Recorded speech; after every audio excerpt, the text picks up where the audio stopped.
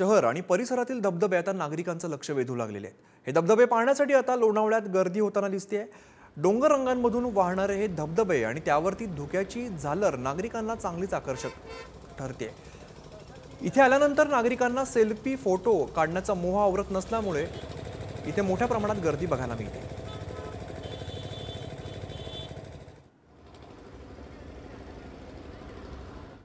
तर लोणावळा पर्यटकांच्या पसंतीचं ठिकाण असल्यामुळे मुंबईतील अनेक पर्यटक या ठिकाणी पर्यटनाचा आनंद घेताना दिसत आहेत। यातच आता लोणावळ्यामध्ये पर्यटनासाठी बीड आणि संभाजीनगर या दुष्काळी भागातून पर्यटक पर्यटनासाठी येताना दिसत आहेत। मराठवाड्यातील पर्यटकांना पाऊस आणि पाणी हिरवगार फुललेला निसर्ग खूप कमी प्रमाणात पाहायला मिळतो, त्यामुळे इथे आलेल्या पर्यटक मोठ्या प्रमाणात हिरवळीचा आनंद घेताना पाहायला मिळत आहे। त्यामुळे पर्यटन स्थळावरील छोट्या व्यावसायिकांना रोजगार उपलब्ध होतोय। इथे येणारे पर्यटक शेंगा, कैरी, मका या पदार्थांचा आस्वाद घेताना दिसत आहेत। यात स्वीटकॉर्नला पर्यटकांकडून चांगलीच मागणी असल्याचं त्यांच्याकडून सांगण्यात येतं।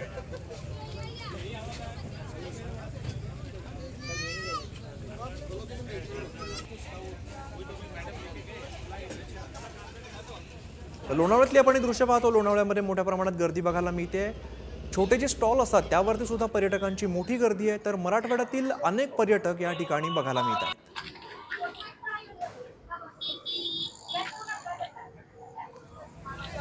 आजकाल तो पूर्ण तरुणाई, कॉलेजचे स्टुडंट आणि बायकर्स खूप मोठ्या प्रमाणात, खास करून वीकेंडला लोणावळ्यामध्ये या निसर्गाचा आस्वाद घ्यायला या मस्त एक 2 दिवस मस्त एन्जॉय करायला येतात। पूर्ण निसर्गरम्य वातावरण आहे। पाऊस नुकताच पळून गेला आहे आणि मस्त एन्जॉय करतोय आम्ही। सर मस्त हिरवळ आहे आता आणि पूर्ण एन्जॉय करताय लोक। तर नक्की एक वीकेंड तरी आपण लोणावळ्याला यायलाच पाहिजे।